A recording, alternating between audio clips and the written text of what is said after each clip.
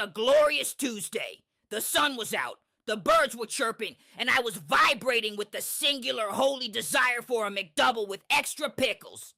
I pulled my beat-up 2008 Honda Civic into the drive-thru lane. But when I reached the speaker box, a voice that sounded like a man who smoked gravel for breakfast told me they were fucking closed for spiritual maintenance.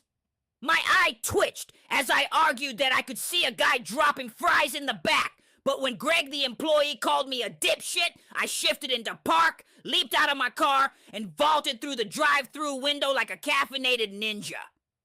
Greg was standing there with a smug look on his face, but that shit ended real quick when he reached under the counter and pulled out a sawed-off shotgun.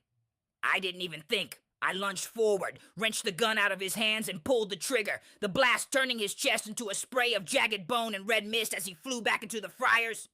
The moment his blood hit the hot oil, the chill vibe died a violent death as Brenda, the shift manager, started swinging a frozen log of sausage like a medieval mace, screaming that I picked the wrong day to be hungry. I began scaling stacks of plastic trays and launching them at Brenda's head until a local high school marching band marched out of the freezer playing Seven Nation Army at deafening volume. A tuba player tripped, sending his instrument flying into the soda fountain, which caused the CO2 tank to rupture and explode, coating everyone in a sticky, high-pressure mist of Diet Coke and Powerade Mountain Berry Blast. The floor became a literal slip and slide of blood and soda just as a professional beekeeper lost control of his truck and swerved into the parking lot, sending a swarm of 50,000 bees into the lobby where a group of aggressive mimes had arrived for lunch.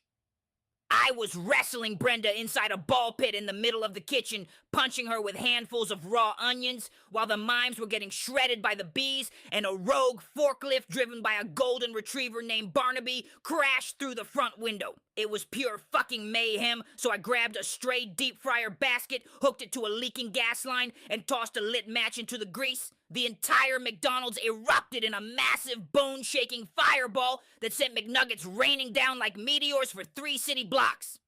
I stood in the middle of the burning parking lot, covered in soot and blood, laughing like a maniac while the building melted into a pile of plastic and salt. But just as the smoke cleared, the sound of a high-octane engine roared through the chaos. A sleek, matte black motorcycle drifted around the corner, kicking up a cloud of ash. The rider was wearing a sharp, bulletproof John Wick-style suit, his tie perfectly straight despite the explosion. He kicked the kickstand down, hopped off the bike, and stared at the burning ruins with a look of pure, cold, professional fury.